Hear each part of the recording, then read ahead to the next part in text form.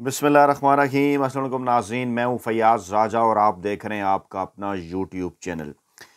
अस्तग़फ़िरुल्लाह, इंतहाई शर्मनाक बात अब बेडरूम के कैमरों से वाशरूम के कैमरों तक पहुँच गई है। बंदे को होना चाहिए बेशरम।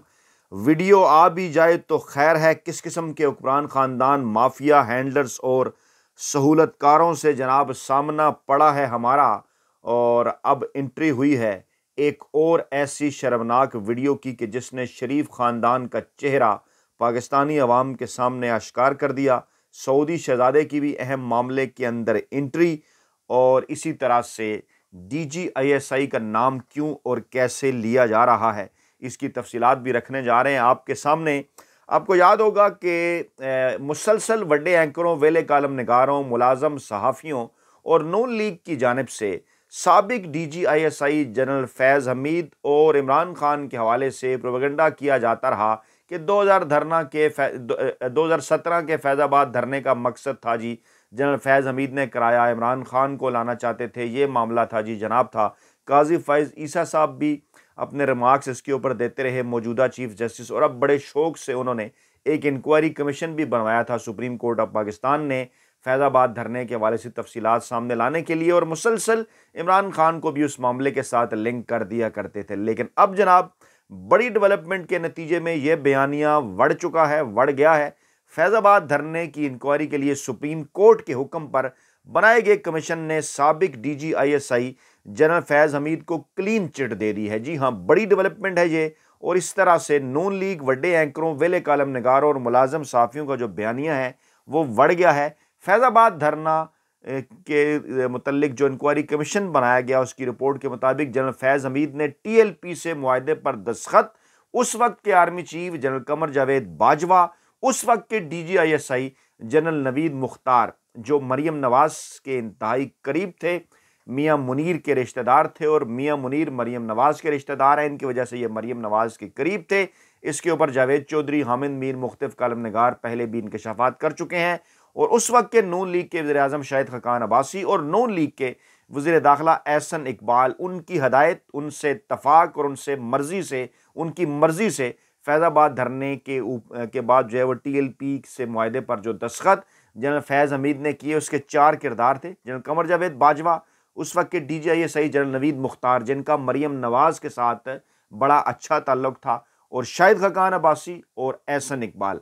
वो कहते हैं ना कि अब तो आपको समझ आ गई होगी ना, मंज आंदी भैन होती है, वो पंजाबी में कहते हैं ना जनाब। तो वो ये भी कहते हैं पंजाबी में कि कुत्ती चोरा नल मिली है, मतलब ये मुहावरतन ना, तो कहने का ये मतलब कि अब चीज़ें सामने आ गई हैं। शाहिद खकान अब्बासी और नून लीग के एहसन इकबाल को उसी ज़मन में दीजिए जिस ज़मन में मैंने मुहावरों का इस्तेमाल किया है, कि ये इल्ज़ाम तो लगा दिया गया फैज़ हमीद साहब पर और लिंक किया गया इमरान खान के साथ कि जनाब उनकी वजह से धरना किया गया, और अब पता ये चला कि जनाब कौन कौन इसके अंदर शामिल थे जो मुआहदे के ऊपर दस्तखत हुए। एहसन इकबाल, शाहिद खकान अब्बासी, जनरल कमर जावेद बाजवा, और उस वक्त के DGISI जनरल नवीद मुख्तार, जो कि मरियम नवाज के इंतहाई करीब थे। अच्छा, कुछ और बड़ी डेवलपमेंट्स हैं, फिर हम आपको शर्मनाक वीडियो की जानिब लेकर जाते हैं। शाहीन शहबाई साहब ने एक ट्वीट किया है, हम इसको कंफर्म करने की कोशिश भी कर रहे हैं, अगली वीडियो इंशाल्लाह इसी के ऊपर करेंगे। उन्होंने कहा कि जनाब उन्होंने इंकशाफ किया कि फ़ौज में इस वक्त उखाड़ पिछाड़ मची है, सब अपनी अपनी कुर्सी और नौकरी बचाने के चक्कर में हैं। कई जर्नैल निकाल दिए जाएंगे, कई चले जाएंगे, कई नौकरियां पक्की करने की कोशिश में मसरूफ़ हैं, हर तरफ के हरबे इस्तेमाल किए जा रहे हैं। मई का महीना बड़ा इंपॉर्टेंट है और हलाल हराम सब जायज़ हो गया, इस किस्म की बातें उन्होंने की। फिर इसी दौरान एक और ख़बर आई। वो ख़बर क्या थी? वो ख़बर ये थी जनाब के core commander Mangla lieutenant general Iman Bilal Safdar कबल अज़ वक्त उन्होंने रिटायरमेंट ले ली है, और उन्होंने रिटायरमेंट की दरख्वास्त की थी, तलब की थी उन्होंने रिटायरमेंट, और वज़ीर-ए-आज़म की हदायत पर काबीना ने सर्कुलेशन के ज़रिए उनकी कबल अज़ रिटायरमेंट के हवाले से जो समरी है उसकी जनाब उन्होंने मंजूरी दे दी है। ये इंतहाई अहम तरीन और बड़ी डेवलपमेंट समझी जा रही हैं, इस वक्त की लेटेस्ट डेवलपमेंट हैं जो मैंने आपके सामने रखी। यानी ये बड़ी रिटायरमेंट, और उसके बाद फिर फैज़ाबाद धरना के हवाले से नाम सामने आना, DGISI, साबिक DGISI का जनरल फैज़ हमीद को क्लीन चिट मिलना, साबिक DGISI का मरियम नवाज साहब के साथ भी अच्छा और खुशगवार ताल्लुक, इन तमाम तर चीज़ों को लिंक करके हमें देखना होगा। लेकिन इस वक्त मौजूदा सूरत हाल क्या है मुल्क के अंदर, और ये मुल्क को किस तरफ ले जा रहे हैं? एक तो जनाब के पेट्रोलियम मसनूआत की कीमतों में अचानक बड़ा इजाफा कर दिया गया है, तकरीबन 300 के करीब तमाम तर कीमतें पेट्रोल, डीजल, मिट्टी के तेल की जा पहुंची हैं। इमरान खान दौरे हुकूमत में 2 साल पहले 150 थी तो बड़ा शोर मचाया करते थे। डॉलर की कीमत भी पौने 300 के करीब है, उस वक्त 170 थी तो बड़ा शोर मचाया करते थे। तो ये हालत है इस वक्त मुल्क की। दूसरी जानिब पॉलिटिकल डेवलपमेंट बड़ी ये है कि असद कैसर ने अब बलूचिस्तान के पशीन और चमन जलसों के बाद एक बार फिर मौलाना फजल रहमान साहब के साथ राब्ता किया है। सियासी सूरत हाल और हुकूमत साजी के अमल पर तबादला ख्याल किया है। जो हुकूमतें बनी हैं मरकज़ के अंदर उस पर तहफ़्फ़ुज़ात का इज़हार किया है और कहा है कि जनाब मुस्तकबिल में ये दोनों जमातें साथ चलेंगी। अवामी जद्दोजहद की ज़रूरत है, फ़िक्री हमांगी पाई जाती है। तरीके तहफ़्फ़ुज़ दस्तूर के अंदर मौलाना फजल रहमान को भी शामिल किया जाएगा, ऐसा कहना है असद कैसर का। ये इसलिए भी राब्ता ज़रूरी था क्योंकि कल परसों जो जलसा पशीन में हुआ चमन में, वहाँ पर कुछ मौलाना फजल रहमान के ख़िलाफ़ नारे भी आए थे सामने, जिस पर शेर अफ़ज़ल मरवत ने रोका था। दूसरी जानिब जनाब साबिक़ कमिश्नर पिंडी के मुतल्लिक़ अब ये कहा जा रहा है कि वो उन्होंने धांधली का दावा तो किया था लेकिन अदालत के अंदर पेश नहीं हुए। क्यों पेश होंगे वो? कहाँ उन्हें ले जाया गया? क्यों वो मंज़र से गायब हो गए? और किससे उन्होंने तरदीद करा दी? किसने उनसे तरदीद करा दी? आपको पता है, नाम लेने की ज़रूरत नहीं। और अब जंग जियो ग्रुप प्रोपेगेंडा कर रहा है कि देखिए जनाब उनसे जो है वो सबूत मांगे थे और वो अदालतों के आगे पेश नहीं हुए। और फिर एक और बड़ी डेवलपमेंट के नतीजे में आसफा भुट्टो ने जनाब असम्बली की रुकनीत का हलफ उठा लिया है। मोरूसी सियासत शरीफ ख़ानदान की, जरदारी ख़ानदान की अरूज पर है। यहाँ पर हमज़ा शहबाज और मरीम नवाज़, वहाँ पर बिलावल भुट्टो और उसके बाद फिर आसफा भुट्टो। और तनकीद करते हैं ये इमरान खान के ऊपर जिन्होंने तमाम तर सियासी मामलात से अपने बेटों को, बुशरा बीबी को, अपनी बहनों को भी अलहदा कर दिया है और वाज़ह किया उन्होंने कि किसी किस्म का कोई उनके ख़ानदान के लोगों का, उनकी अहलिया का कोई सियासत के हवाले से कोई मुस्तकबिल का प्लान नहीं होगा। इसके ऊपर आपका कमेंट ज़रूर बनता है, कमेंट करके ज़रूर बताइएगा कि नई जनरेशन को अब ये तमाम तर चीज़ें समझ आ चुकी हैं कि इन ख़ानदानों की ग़ुलामी वो हरगिज़ जो है वो नहीं करेंगे और डट के खड़े हैं वो इमरान खान के साथ। मरीम नवाज़ साहबा कॉस्मेटिक मेयर, 20 रुपए की रोटी 16 रुपए की उन्होंने की, ऐलान किया उन्होंने, लेकिन अमल दरामद इसके ऊपर ना हो सका। उल्टा जो 2-4 तंदूरों पे अमल दरामद कराया वहाँ पर रोटी का वज़न निस्फ़ कर दिया गया। मतलब इसी किस्म के ड्रामे पहले चचा किया करता था, अब इसी किस्म की ड्रामे उनकी जो भतीजी है उसने भी जनाब कर दिए हैं शुरू। और मकसद क्या है कि असल जो मसाइल हैं उनसे जो है वो तवज्जो हटाना। अच्छा, अब इस माहौल के अंदर पाकिस्तान में एंट्री हुई है सऊदी शहज़ादे की। गुज़श्ता वीडियो में भी मैंने आपके सामने रखा था कि पहले कतरी शहज़ादा पाकिस्तानी सियासत के अंदर हो गया था जनाब बड़ा हिट। पनामा मामले के अंदर 2017 में फिर शरीफ ख़ानदान से मुलाकातें भी हुई, फिर कतरी ख़ानदान भी आ गया। फिर सुप्रीम कोर्ट ने कहा कि ये जनाब एक फैब्रिकेटेड है, बयानिया मुकम्मल तौर पर झूठा है, बनाया गया है। किस कतरी ख़त भी झूठा है और किसी इस हवाले से कोई ऐसी चीज़ मौजूद नहीं थी माजी के अंदर जो कि कतरी शहज़ादे से हासिल करके शरीफ ख़ानदान ने एक किस्म का अपना जो कहते हैं ना वो सोर्स ऑफ इनकम जो है वो बताने की जो है वो कोशिश की थी। रसीदें एक किस्म की जो है दिखाने की कोशिश की थी, लेकिन वो बयानिया उनका फ़ारिग हुआ। फिर कतरी शहज़ादे और मरीम नवाज़ के खुशगवार ताल्लुकात के हवाले से भी लोगों ने दावे किए थे, ख़बरें आई थी इस किस्म की। और अब जनाब ख़बरें हैं पाकिस्तान के अंदर सऊदी शहज़ादे की एंट्री के हवाले से। अहम तरीन मौका के ऊपर ये एंट्री हुई है, ऐसे मौका के ऊपर कि जब पाकिस्तान की मईशत का बुरा हाल है।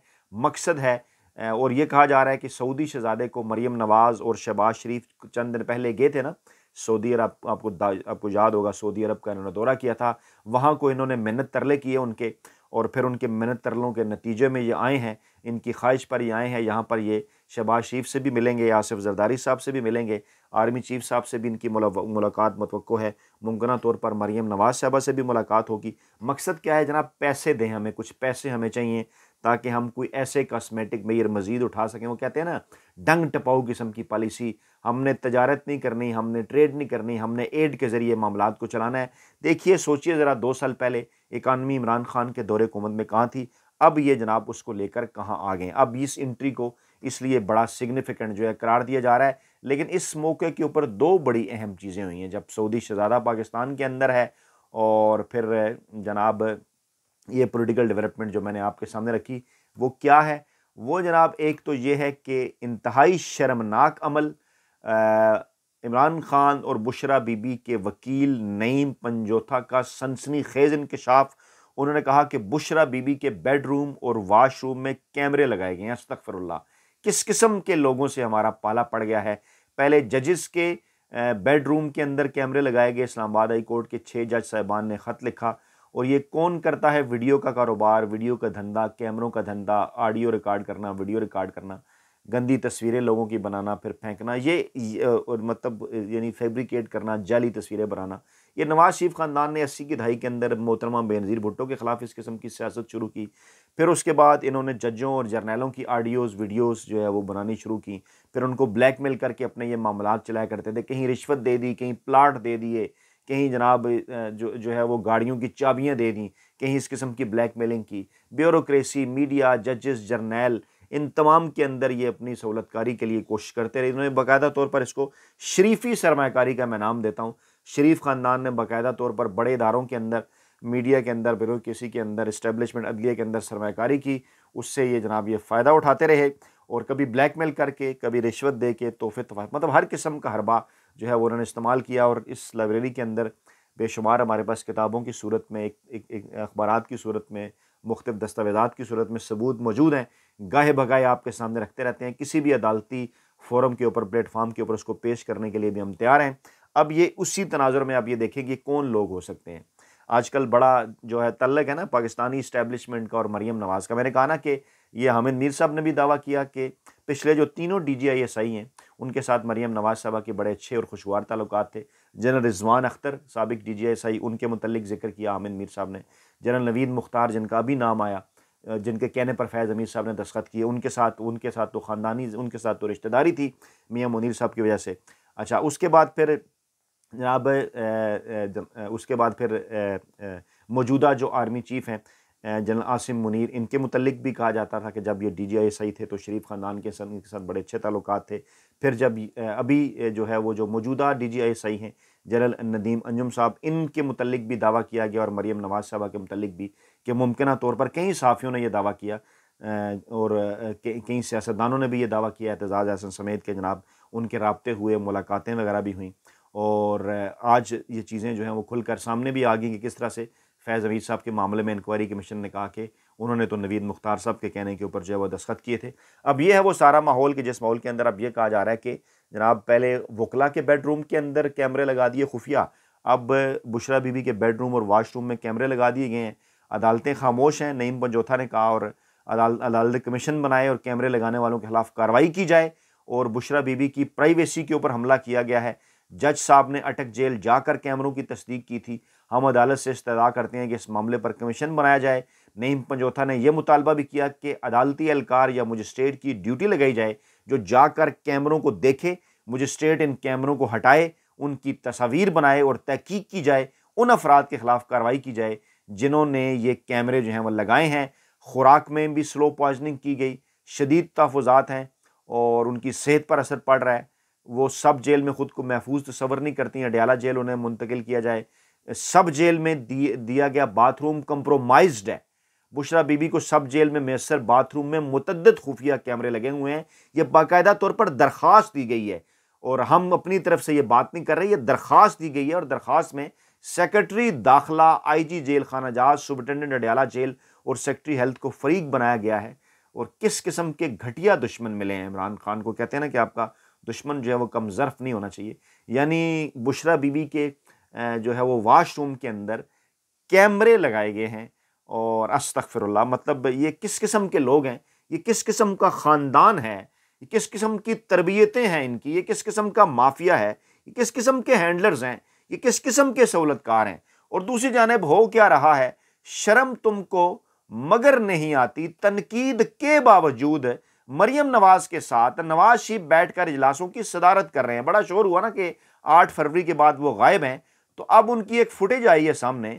वो जनाब किस हैसियत से, जरा बताया तो जाए किस हैसियत से प्रोजेक्ट्स के हवाले से वज़ीर आला पंजाब मरियम नवाज किस हैसियत से, देखिए ये इंतहाई शर्मनाक वीडियो है। खुसूसी इजलास हुआ, मरी के मसाइल, जरूरियात, तरक्याती मंसूबों में पेशरफ्त, अभी फुटेज भी आ जाती है सामने। ये वीडियो देखिए जरा, ये मतलब इस इजलास के अंदर जो है वो नवाज शरीफ साहब मरियम नवाज के साथ बैठकर इस सरकारी इजलास, ये देखिए मौसूफ बैठे हुए हैं, ये देखिए ये सरकारी इजलास की सदारत कर रहे हैं। किस हैसियत से कर रहे हैं, यही तो कहते हैं ना, यही वो बड़ा कंप्रोमाइज़ है जो जनाब इन्होंने मियाँ साहब कहते हैं जी, मियाँ साहब के साथ हाथ हो गया जी, मियाँ साहब को हुकूमत नहीं मिली। भाई इन्हीं की वजह से, इसी वजह से तो हाथ हुआ। यही तो आपके कंप्रोमाइज़ हैं। आपने कहा मेरी बेटी को वज़ीर आला बना दें और उसके बाद जो कुछ मर्जी करें। ये देखिए, ये शर्मनाक वीडियो इस जानिब इशारा करती है कि मियाँ साहब के भी शौक जो है ना वो ख़त्म नहीं हुए। एक शख्स जो है वो 3 मरतबा जो है वो पाकिस्तान का वज़ीर-ए-आज़म बना और तीनों मरतबा जो कुछ ने किया वो आपके सामने है।